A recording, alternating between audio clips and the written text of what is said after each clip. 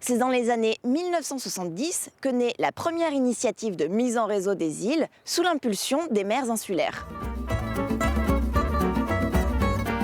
L'Association pour la promotion des îles du Ponant est créée en 1971.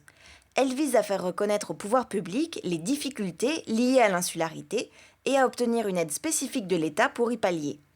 En 1973, elle devient l'Association pour la promotion et la protection des îles du Ponant, soulignant l'importance de l'environnement pour les îles.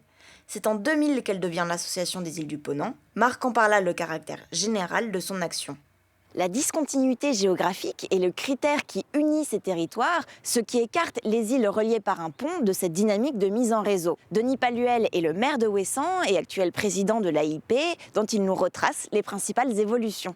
Alors elle est née vraiment de la volonté d'élus à l'époque pour défendre vraiment des intérêts des communes, mais au sens, je dirais, strict des compétences d'une commune. Voilà, c'était dans la grande époque aussi d'aménagement du territoire, comme on disait, il fallait prendre en compte les particularités des îles. C'était même avant les lois de décentralisation, que c'était très très innovant à l'époque que des communes comme ça se regroupent. Et puis les compétences, les champs d'action de l'association ont évolué. Pour moi, c'est indispensable. À Ouessant, d'ailleurs, on n'est pas dans une communauté de communes et le fait d'avoir ce réseau des îles du Ponant, pour moi, c'est essentiel. C'est des échanges d'expériences parce qu'on a sur une île aussi tendance à se considérer un petit peu comme le centre du monde, avec nos problèmes, etc. Et quand on discute avec d'autres, on voit aussi qu'ils ont des problèmes, on voit aussi qu'ils ont des solutions. Je crois que cette structure, comme toute structure qui a eu des réussites, il ne faut surtout pas qu'elle s'endorme. Il faut tout le temps qu'elle soit dans des projets, parce que sinon on devient rapidement une sorte d'amicale, de club un peu fermé.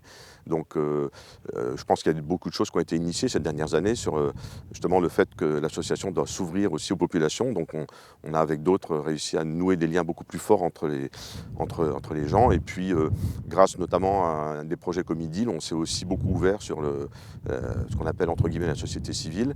Quand on veut faire par exemple bouger la loi, il faut atteindre le sommet de l'État et c'est très long, mais on a eu une réussite récente, par exemple sur la dotation au niveau des communes, et on a pu atteindre le sommet de l'État.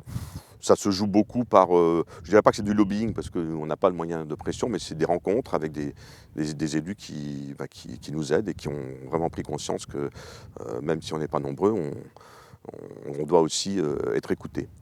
L'Association des îles du Ponant regroupe aujourd'hui 3 types de membres.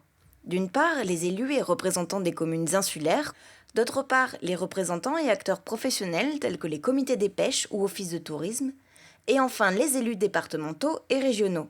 L'AIP joue un rôle d'interface entre les communes insulaires et l'État. Elle les accompagne et les représente dans toute une diversité de domaines.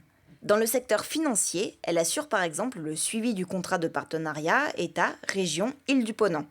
Au niveau législatif, elle coordonne la mise en œuvre de nouvelles lois, comme la réforme territoriale. Dans le domaine de l'environnement, elle a par exemple mis en œuvre un important programme de transition énergétique sur les îles du Finistère. Elle travaille également sur les questions de l'économie, de l'aménagement du territoire, du tourisme, de la santé, de l'eau et de la recherche.